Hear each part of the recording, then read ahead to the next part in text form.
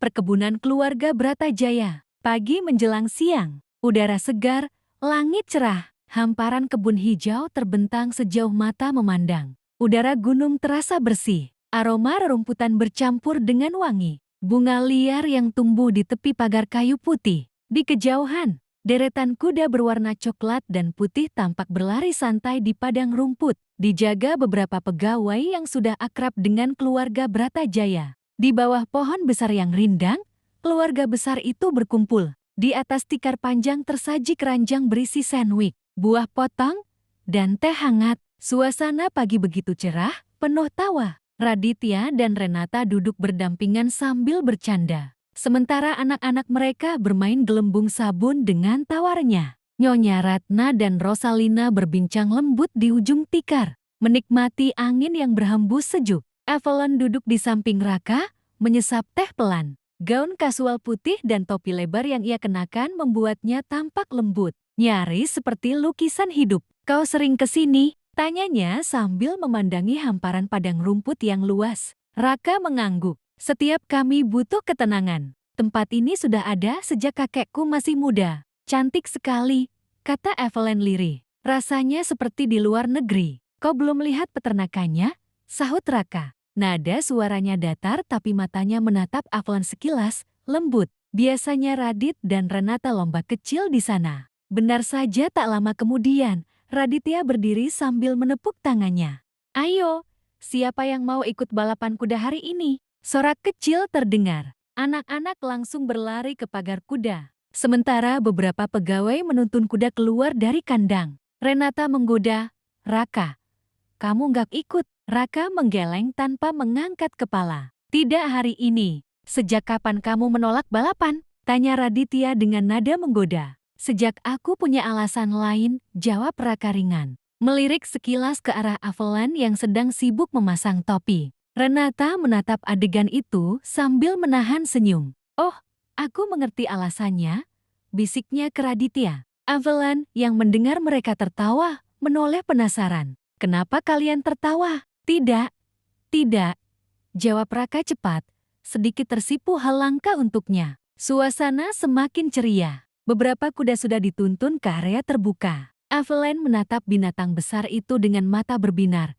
Kagum tapi juga canggung. "Aku belum pernah naik kuda," katanya jujur. Kelihatannya menyenangkan. Raka spontan menatapnya. "Tidak usah coba kalau belum terbiasa. Mereka tidak selalu jinak." Evelyn menatapnya, sedikit tersenyum. "Kau lupa aku sering latihan adegan naik kuda di film." "Film tidak sama dengan kenyataan," balas Raka datar. "Kau tidak percaya padaku?" "Aku tidak percaya pada kudanya," katanya cepat, membuat Evelyn hampir tertawa. "Baiklah, kalau begitu, ajari aku," ucap Evelyn akhirnya, nada suaranya lembut tapi mantap. "Kau kan ahlinya." Raka menatapnya sebentar, kemudian menyerah. "Kau benar-benar keras kepala," gumamnya.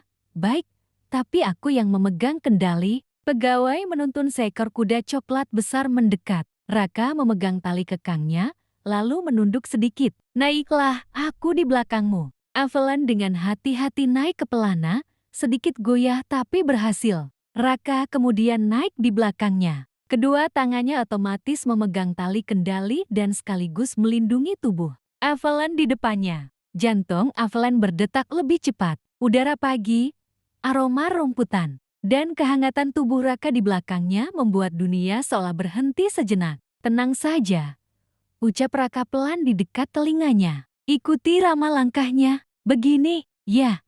Tapi jangan kaku." Kuda mulai berjalan pelan di bawah sinar matahari. Evelyn tertawa kecil, antara gugup dan gembira. Raditya berteriak dari kejauhan, "Lihat itu!" Raka akhirnya naik juga. Renata bersorak, dan bukan sendirian. Evelyn menunduk malu. "Mereka menggoda kita," bisiknya. Raka tersenyum tipis.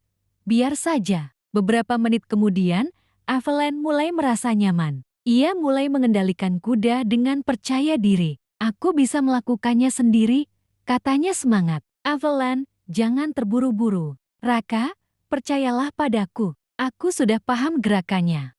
Evelyn menepuk lembut punggung kudanya, membuat kuda itu mulai berlari pelan. Awalnya mulus, Tapi tiba-tiba suara keras terdengar dari belakang. Seekor kuda lain yang ketakutan menendang, membuat kuda Avalon terkejut dan melompat liar ke depan. "Avalon!" seru Raka kaget. Kuda itu berlari kencang ke arah perbukitan. Avalon berusaha menarik tali kendali, tapi kuda itu tak mau berhenti. Nafasnya tersengal, matanya panik. Semua orang berteriak. Raka tanpa pikir panjang langsung meloncat ke kuda lain dan memacu secepat mungkin. Angin menampar wajahnya. Jantungnya seperti mau pecah. Satu-satunya yang ada di kepalanya hanya satu.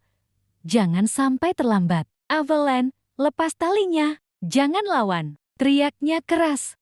Kuda Avalon makin liar, menabrak ranting, melintasi semak. Avalon menjerit pelan, hampir terlempar. Dalam sekejap, Raka menyalip dari sisi kanan, menarik tali kekang kudanya ke depan dan menghadang jalur lari kuda Avalon. Kuda itu menghentak keras. Tubuh Avalon terlempar ke depan, tapi dalam detik berikutnya, Raka berhasil menangkapnya. Tubuh Avalon jatuh ke pelukan Raka dengan keras. Ia melindungi kepala gadis itu dengan tubuhnya, berguling ke tanah, menahan benturan batu besar di sisi kanan dengan tangannya sendiri. Semuanya terjadi begitu cepat dan hening setelahnya. Avalon terengah. Matanya terbuka lebar, wajahnya pucat. Raka meringis. Darah mengalir di lengan kanannya yang tergoras cukup dalam. Tapi yang ia pikirkan bukan lukanya. "Kau terluka?" tanya Avalon cepat, suaranya panik. "Aku tidak apa-apa," jawab Raka pelan, tapi suaranya serak. "Kau baik-baik saja?" Avalon mengangguk, tapi matanya mulai berkaca-kaca. "Kau bodoh, kenapa kau malah? Kalau aku tidak lakukan itu, kau yang akan terluka," potong Raka tegas. Ia berusaha bangkit, tapi tangannya gemetar. Avalon cepat menahan bahunya. "Tanganmu berdarah, Raka. Itu parah." Raka menatap luka di lengannya, lalu menatap Avalon lagi dengan nada datar tapi matanya lembut. "Tidak separah ketakutanku tadi." Avalon tertegun. Kata-kata itu sederhana, tapi membuat hatinya bergetar hebat. Pegawai dan keluarga mulai berlari mendekat.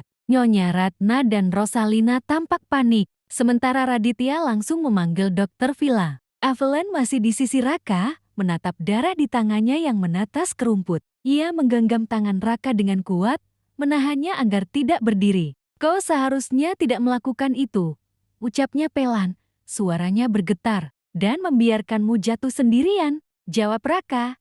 "Itu tidak mungkin." Avalon menatapnya. Air mata akhirnya jatuh juga. Ia menunduk.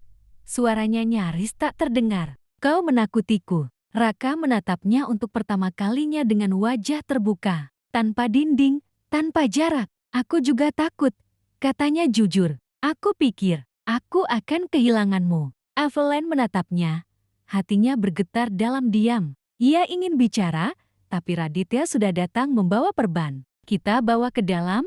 Ayo." Raka berdiri dengan bantuan Avalon. Meskipun luka di lengannya masih mengucurkan darah, ia hanya menatap Avalon memastikan gadis itu benar-benar tidak apa-apa. Dan di tengah hiruk-pikuk itu, Avalon hanya bisa menatap Raka dengan mata basah. Bukan karena ketakutan, tapi karena baru menyadari satu hal. Orang yang paling enggan menunjukkan perasaannya itu, baru saja membuktikan segalanya tanpa perlu satu kata pun.